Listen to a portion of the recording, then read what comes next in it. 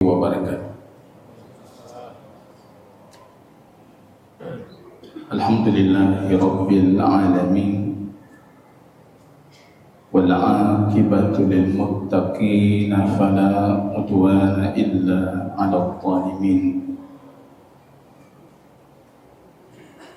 Asyhadu an la ilaha illallah wahdahu rabbi la syarika lahu wa asyhadu anna Muhammadan abduhu wa rasuluhu safiyuhu min khalqihi wa khaliluhu. Ibadallah, usikum wa iyaya bitaqwallah faqad fazal muttaqun.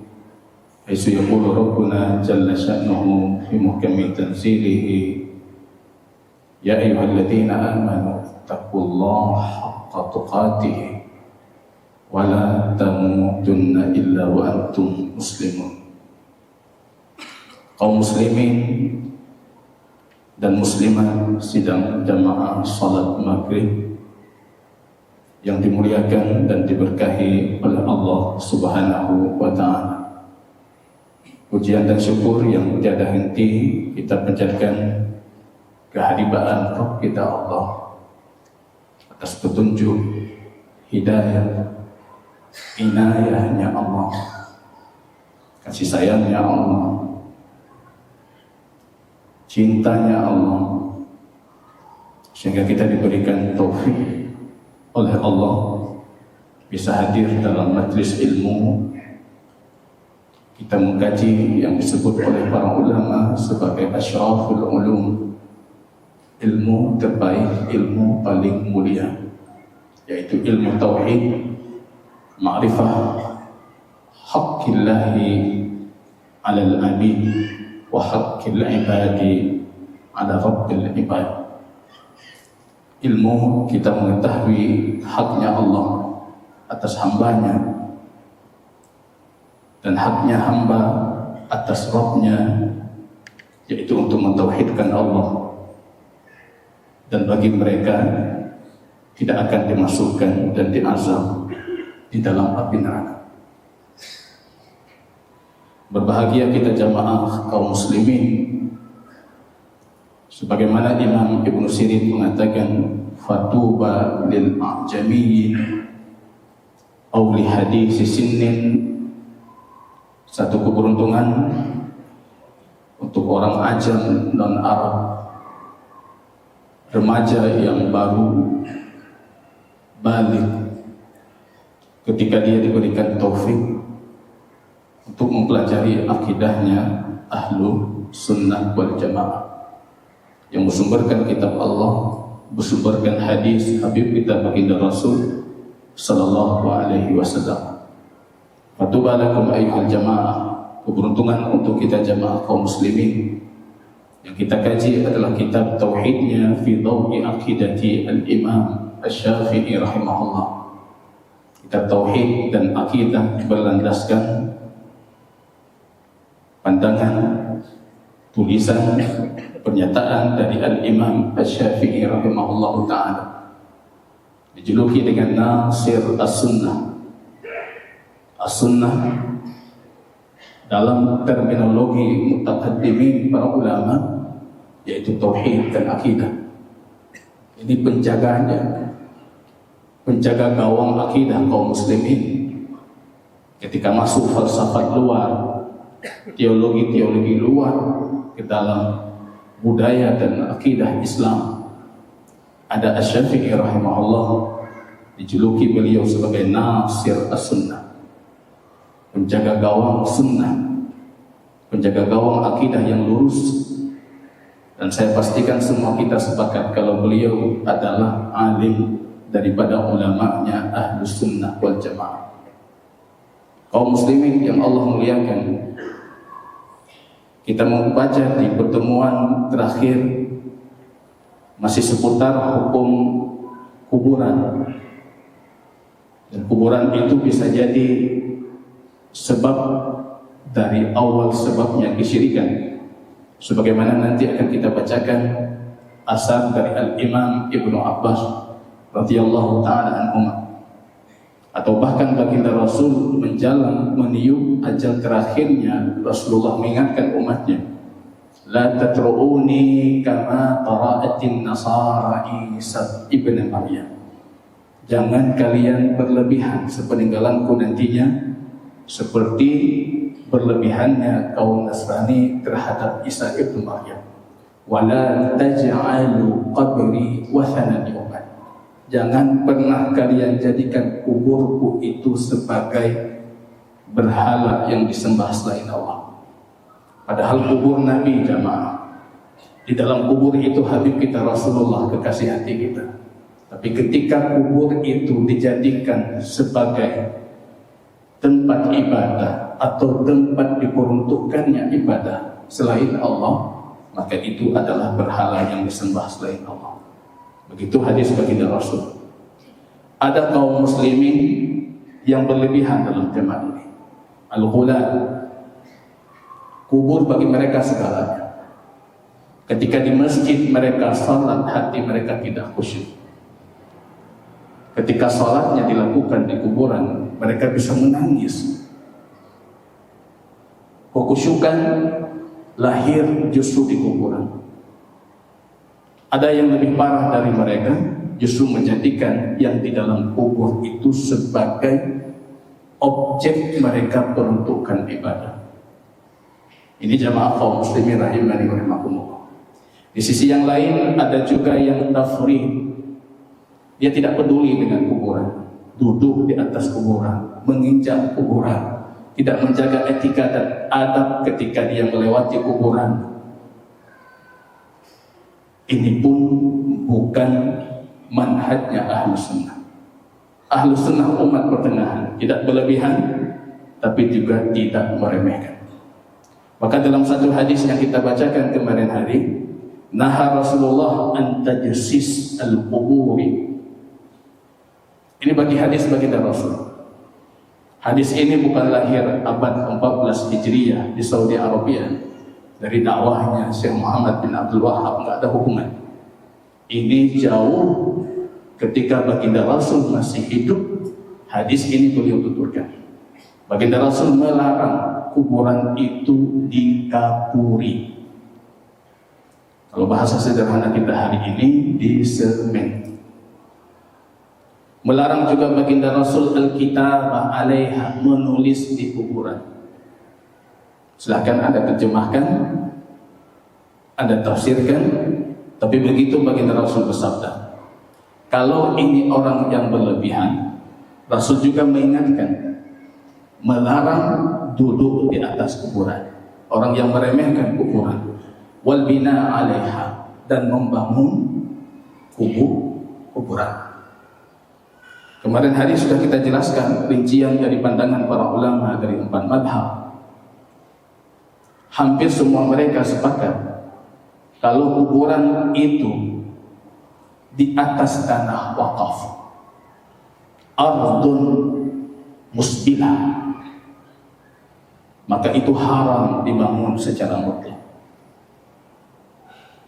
Kalau dibangun berarti fungsi wakaf untuk kuburan itu akan berhenti ketika kuburan itu penuh. Padahal dalam jangka waktu tertentu kuburan itu bisa dikuburkan orang lainnya. Maka fungsi tanah wakaf itu berhenti. Ini jamaah harus dipahami betul-betul. Karena kemarin setelah selesai kajian 2 minggu yang lalu ada yang bertanya, antum tak dengar Ustaz, kijir sampai harun pegang kuburan di tanah wakaf. Lain dong pahami. Yang saya sampaikan, membangun kuburan di tanah wakaf. Itu jumhur para ulama lintas madhab, mereka sepakat mengharamkan. Perselisihan nanti akan kita lihat kalau itu tanah pribadi. Jangan sampai fungsi tanah wakaf itu berhenti. Itu yang terjadi di Aceh hari ini. Banyak kampung yang menyampaikan, Ustaz, kamu kena ulang tanah kuburan. Tanah kuburan awal, habis tak penuh. Karena memang semuanya kita bangun. Padahal wakaf itu mengambil manfaat tanah dalam kondisi dia terus berlanjut, itulah wakaf. Kebaikan yang terbaik, sedekah yang paling mulia. Kita juga menggalakkan kaum muslimin. Mana kaum muslimin yang Allah lapangkan hartanya, kenapa tidak berani mengeluarkan sedikit dari tanah yang kita miliki untuk wakaf pemakaman kaum muslimin? Orang tua kita dulu, Masya Allah, Aceh luar biasa. Wakaf masjid, wakaf kuburan, wakaf ini. Kita hampir semua kampung, masjid tanah dibeli, kubur tanah kita beli. Ini jadi pelajaran kita jemaah. Itu dilarang, sepakat para ulama.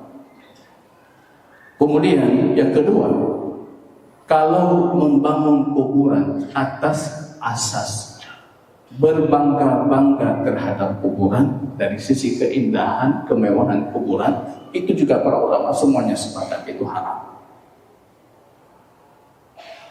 Kadang-kala kita pergi ke pemakaman, kita langsung bisa membedakan nyo keluarga lo yang lagak kuburan. Disebutnya keluarga Bang Ustaz. Yang beladi keluarga orang beladi. Kuburan agak kurang lagak. Bermegah-megahan ini yang masuk ke dalam larangan alhaakumut takatsur. Kalian bermegah-megahan dan bermegah-megahan kalian itu mencelakakan kalian. Hatta zurtumul maqabir, bahkan kalian bermegah-megahan sampai ke kuburan. Bermegah-megahan sampai ke kuburan kata para ulama, bermegah-megahan yang di bawah kubur. Nyokala nyawung kamu, nyopak nelung, nyopak walu, atau bermegah-megahan dengan yang di atas kubur bangunannya. Itu juga para ulama mengharamkan, bukan sebatas makruh. Yang jumhur para ulama mengatakan hukumnya makruh kalau sekiranya tanpa dua unsur di atas. Itu mayoritas para ulama mengatakan makruh. Membangun tidak ada unsur lain, karena ini sifatnya makruh. Kalau sekiranya ada kebutuhan, karaha, dibencinya itu hilang, maka jadi hukum mubah. Siapa tahu kita menguburkan orang tua kita di tanah yang mudah runtuh, gembur. Terpaksa harus kita bangun hanya untuk menopang tanah. Itu para ulama semua sepakat itu boleh. Kemudian jamaah kaum muslimin, kita perlu mengetahui para ulama mutaqaddimin, terutama al-Imam Asy-Syafi'i. Mereka itu kalau mengatakan akrah, aku benci, itu belum tentu makruh yang kita pahami. Imam Asy-Syafi'i, Imam Ahmad, para imam-imam sebelumnya itu sangat menjaga lisan mereka mengatakan ini haram. Karena yang berhak menghalalkan dan mengharamkan itu hanya Allah. Hak mutlak Allah Ta'ala. Karena kalau mereka mengatakan makruh tapi maksudnya haram secara hukum. Jadi ada karahah sifatnya tahrim, ada karahah sifatnya tanzih, makruh yang kita pahami. Berkaitan dengan hal ini Imam Nawawi Asy-Syafi'i, beliau berkata, mu'tamad dalam madhab Asy-Syafi'i itu karahahnya tanzih. Berarti seperti makruh yang kita pahami. Tapi Al-Imam Ibnu Qayyim termasuk di antara yang mengomentari perkara ini. Karena Imam Nawawi mengatakan makruh membangun di atas kuburan, tapi haram duduk di atas kuburan. Ya, duduk haram, ya bangun makruh. Itu mu'tamad dalam madhab Asy-Syafi'i, seperti dinukilkan oleh Al-Imam An-Nawawi. Tapi Imam Ibnu Qayyim mengomentari mana yang lebih dahsyat sebenarnya, larangan duduk atau larangan membangun kuburan. Karena larangan membangun kuburan itu tujuannya supaya tidak jatuh ke dalam kesyirikan. Zalim paling besar, dosa yang paling besar, bisa mengeluarkan kita dari agamanya Allah. Maka ini jadi pandangan di dalam 4 mazhab. Bahkan dari pengikut Syafi'iyah ada juga yang mengatakan ini makruhnya makruh tahrim, sifatnya haram. Kalau Anda kembali ke hadis baginda Rasul melarang. Kalau penjabaran para ulama seperti yang saya sebutkan, ini sepatutnya kita jadikan sebagai pengayaan pemahaman kita bersama untuk senantiasa kita menjaga hak Allah, hak Rasulnya, baik dalam kondisi hidup atau bahkan setelah kita wafat. Dalam tanah saya, tidak penting lagi bagi kita seperti apa kuburan kita di atas. Kalau bagi saya sendiri, ketika Rasul kita mengatakan larang, ya larang. Apa untungnya saya di dalam tanah itu, saya dibangun kuburan yang megah? Karena terjadi. Lebih penting bagi saya itu Rasul mengatakan larang, ya saya tinggalkan. Karena kenapa? Perkara kuburan ini besar di dalam timbangan hukum Islam. Karena dulu Al-Imam Ibnu Abbas di sini menyebutkan riwayat, dinukilkan riwayat ini oleh Imam Syafi'i dengan juga para a'imah yang lain. Fi qaulillahi ta'ala, ketika menafsirkan firman Allah, wa qalu la tadarunna ila alihatakum wa la tadarunna waddaw wa la suwa'a wa la yaghusa wa ya'uqa wa nasra. Kaum Nabi Nuh itu berkata kepada kaumnya, saling mengingatkan dalam keburukan, jangan sekali-kali karena dakwahnya Nuh alaihissalam kalian itu meninggalkan Tuhan-Tuhan kalian, yaitu Tuhan kalian yang bernama Wad, Suwa, Yahus, Ya'uq, Nasr, nama-nama Tuhan di kaum Nabi Nuh. Berkata Al-Imam Ibnu Abbas, kana ummah ala millati wahid. Dari semenjak Adam alaihi salam sampai 10 abad. Ala asyara qurun, 10 abad. Kuntum ummatan wahidah, kalian umat yang satu, ahli tauhid. Enggak ada syirik. 10 abad enggak ada syirik. Hingga wafatnya orang-orang saleh. Setelah 10 abad itu atau menjelang 10 abad itu, ada orang-orang saleh yang namanya itu Wad, Suwa, Yahus, Ya'uq, Nasr, urung-urung saleh. Apa kata Al-Imam Ibnu Abbas? Hadhihi asma' rijal salihin min qaumi Nuh. Ini nama orang-orang saleh dari kaum Nuh. Falamma halaku, ketika mereka wafat, auha syaitanu ila qaumihim, syaitan membisikkan kepada kaumnya, aninsibu ila majalisihim allati kanu yajlisuna fiha ansaba, untuk meletakkan di tempat mereka duduk dulunya ketika hidup di majlis-majlis mereka. Pertanda, ansab itu disebutkan oleh para ulama sebagai pertanda. Kalau ini si fulan, ini si fulan, ini si fulan. Ada yang mengatakan dibuatkan dalam bentuk patung yang menyerupai orang saleh itu.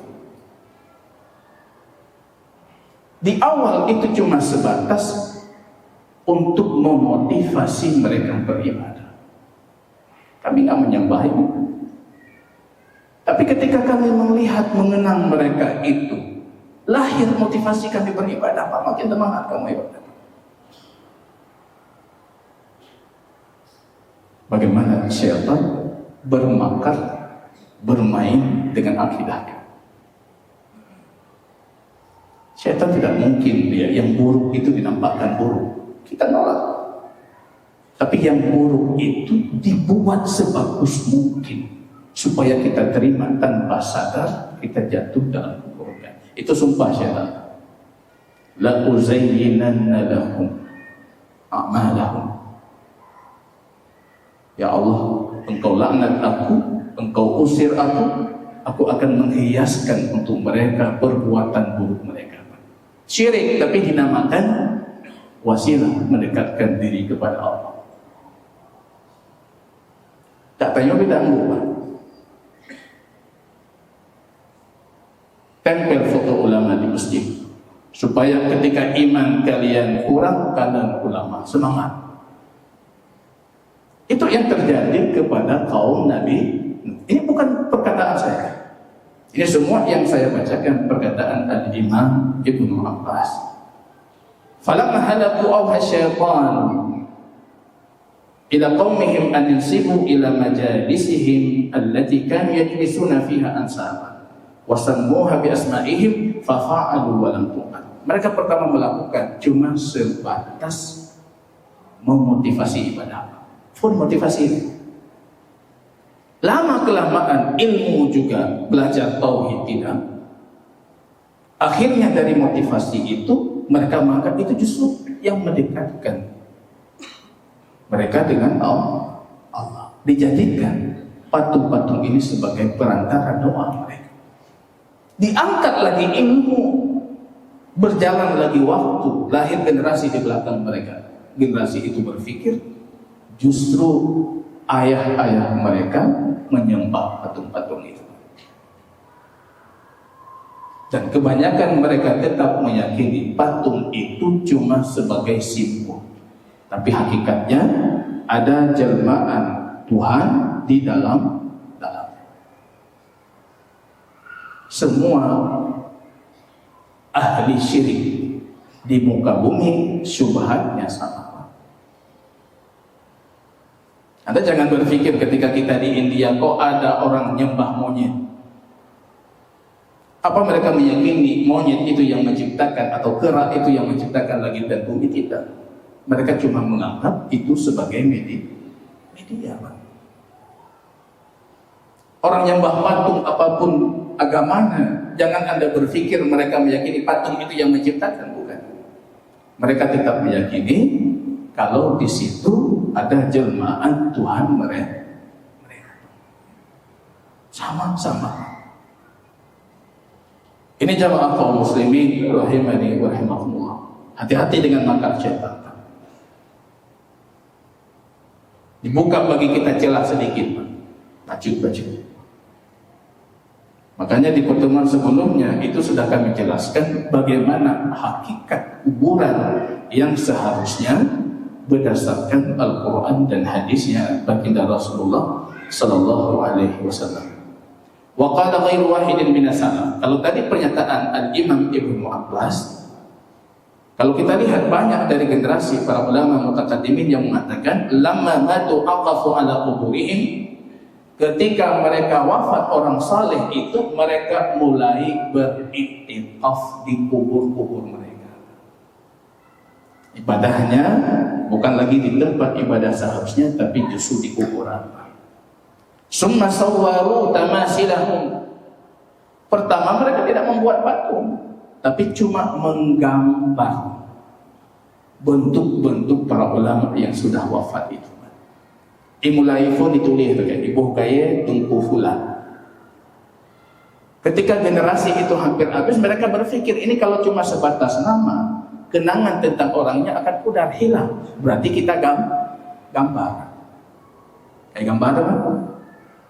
Dari gambar bikin bertambah lagi jadi patung, belum disembah juga. Tapi generasi berjalan ilmu Allah angkat, akhirnya dijadikan sembahan. Kita akan berjumpa dengan Allah. Dengan apa yang kita mau berjumpa dengan Rabb kita Allah? Kalau tadi Anda semua yang ada unsur syirik walaupun sedikit pun, ya sudah saya tinggalkan itu. Atau ibadah yang lain banyak sekali yang Allah suruh sepakat para ulama boleh atau harus kita lakukan, itu pun belum kita lakukan. Apa kita tambah yang aja? Mana jelas? Sampai aja yang sudah pasti. Salat berjamaah seperti kita lakukan ini nggak ada ulama satupun yang mengatakan ibadah ini kan diterima. Baca Quran, nggak ada yang mengatakan tidak diterima. Puasa ini itu banyak sekali. Ibadah kita di sini tidak ada satupun ulama lintas madhab yang mengatakan ibadah kita salah di rumah Allah. Tapi ketika kita jadikan di tempat-tempat lain yang justru Allah haramkan, atau bahkan menjadi cikal bakal lahirnya kesyirikan. Kita membaca karyanya Imam Asy-Syafi'i, beliau berkata, akrah ayyu'addamu makhlukun hatta yaj'ala qabrahu masjidan. Aku membenci, kata Al-Imam Asy-Syafi'i, seperti disebutkan dalam Syarah An-Nawawi terhadap kitab Sahih Muslim, orang mengagungkan makhluk. Kita mencintai orang saleh, muhibbus salihin, seperti kata beliau Al-Syafi'i, walastu minhum. Aku mencintai orang saleh walaupun aku tahu diri aku bukan orang saleh. Asa an ana bihim syafa'ah. Mudah-mudahan di hari kiamat orang-orang saleh itu termasuk yang memberikan kepada kita syafaat. Syafaat itu sudah kita jelaskan. Syafaat dua syarat: izin Allah, ridha Allah. Izin dan ridha cuma terjadi untuk ahli tauhid. Kita mencintai orang saleh. Tapi baginda Rasul kita mewanti-wanti kita berlebihan dalam mencintai orang saleh. Apa standar berlebihan, apa standar kurang? Standarnya itu standar Allah dan Rasul. Gak ada standar kita, Pak. Bukan standar logika saya, standar logika Anda, standar tradisi kami, standar tradisi masyarakat di luar. Standar yang paling tepat dalam menghormati, mencintai orang saleh, itu standarnya baginda Rasul. Mencintai kita dukung dakwahnya, kita dukung yang dia lakukan. Tapi bahkan untuk berdiri pun baginda Rasul melarang. Bantu urun payah berapa. Imam Syafi'i mengatakan di sini, aku membenci makhluk itu diagungkan. Bahkan kalau sekiranya itu menjadikan kuburnya sebagai masjid. Maksud masjid ini tempat ibadah. Makhafatul fitnah alaih, karena khawatir terhadap fitnah. Seringkali para ulama mutaqaddimin ketika berbicara tentang fitnah itu maksudnya adalah syirik. Wa ala man ba'dahu minan nas, terutama fitnah untuk generasi setelah itu. Kata Al-Imam Asy-Syafi'i rahimahullah, bahkan beliau berkata setelah menjabarkan hadis Taus yang mana baginda Rasul melarang kubur itu dibangun atau disemenkan kuburan. Ini Anda bisa lihat di dalam kitab Al-Um karya Al-Imam Asy-Syafi'i jilid 1 halaman 316. Beliau mengatakan waqad ra'aitu minal ulad. Ini sejarah yang harus kita dengar. Aku melihat para penguasa-penguasa, itu Imam Syafi'i masih hidup. Seringkali beliau melihat para penguasa itu merobohkan kuburan-kuburan yang dibangun di kota Mekah. Ini pernyataan Imam Syafi'i dalam kitab Al-Um. Apa kata beliau? Falam ara al-fuqaha yu'ibuna dzalik. Dan tidak ada satupun para ulama yang menegur itu, yang merobohkan tadi. Kalau kita lihat di Al-Um, nanti Imam Syafi'i bercerita juga kondisi kubur Nabi seperti yang beliau lihat di zamannya. Itu cuma tanah biasa. Dan di atas kubur Nabi itu ada batu-batu kecil yang berwarna merah, kerikil-kerikil merah. Kalau kita buka Musnad Imam Ahmad, baginda Rasul juga pernah menceritakan tentang kuburnya Musa alaihissalam di tanah Palestina. Dan kuburnya itu hanya gundukan tanah dan di atasnya ada batu merah. Kata Rasul, sekiranya kita di sana akan aku tunjukkan kuburnya Musa kepada kalian. Kubur para nabi seperti itu, ya sebatas seperti itu sampai zaman Al-Imam Asy-Syafi'i. Jangan kita balikkan sejarah, kita berpikir kubur di tanah Baqi itu dirobohkan ya pada masanya Syekh Muhammad bin Abdul Wahab abad ke-12. Padahal dulu kondisinya juga seperti fitnah kuburannya, Pak. Kenapa kuburan? Pernah dalam satu riwayat Imam Syafi'i mengatakan bangunan di atas kuburan itu pengaruh orang ajam. Orang ajam, orang non Arab. Tanya tiga ada yang Mbak bubur lagi yang nggak ada ya Pak. Itu pengaruh ajam yang merusak tradisi Islam di tanah Arab. Yang saya nukilkan itu pernyataan Al-Imam Asy-Syafi'i rahimahullah ta'ala. Bahkan beliau berkata, kalau kita lihat di kitab beliau beliau menyukai kalau kubur itu tidak ditambahkan tanah di atasnya, melainkan tanah yang digali untuk kubur itu sendiri. Mutamah tanah lain tentang Imam Syafi'i hanagala tanah roh itu. Dan beliau menyukai kalau sekiranya tinggi kuburan itu cuma 1 jengkal di atas tanah. Wallahu ta'ala a'lam bisawab. Jazakumullahu khairan katsiran. Subhanakallahumma wa bihamdika asyhadu an la ilaha illa anta astaghfiruka wa atubu ilaik. Assalamualaikum warahmatullahi wabarakatuh.